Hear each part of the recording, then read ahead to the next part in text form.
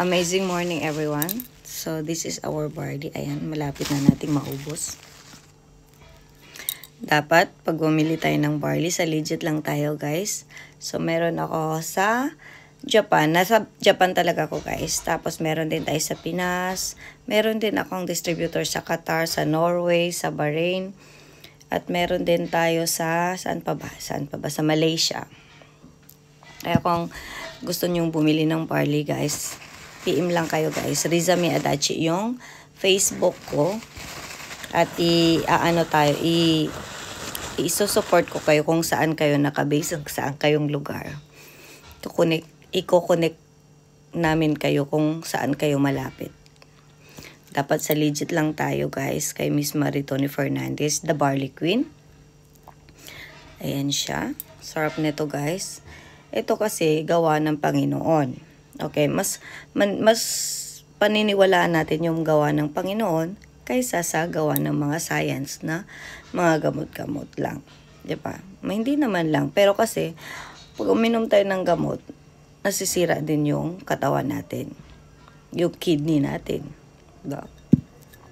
Kaya, mas maganda talaga. Organic yung inumin natin. At maganda siya from 0 to, kahit hanggang mamatay, pwede siya. Pwedeng uminom nito kahit nasa ka pa lang, sinapupunan, pwedeng uminom. Okay? Lahat pwedeng uminom nito guys. Okay? Saka maganda din to sa mga buntis. Sa mga may sakit-sakit. Kahit sa mga bata, kahit saka sa mga matatanda. Lahat pwedeng uminom nito. Ayan siya guys.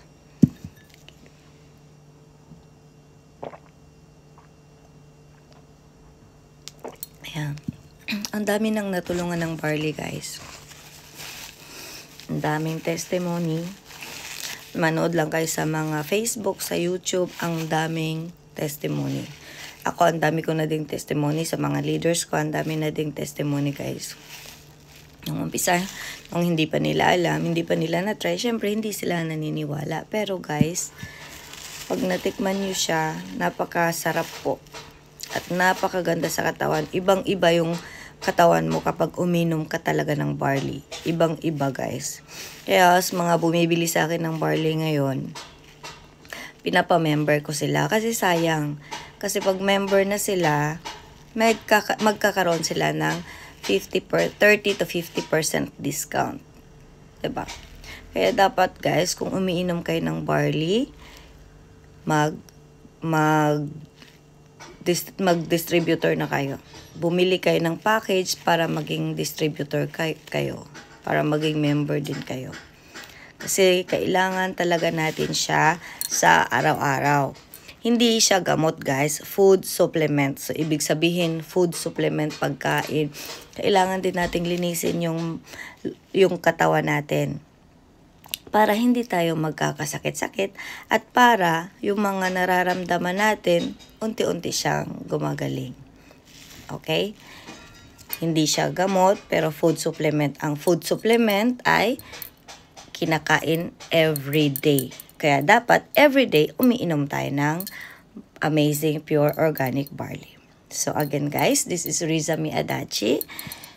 Kaya PM nyo lang ako guys sa Facebook. Okay? See ya!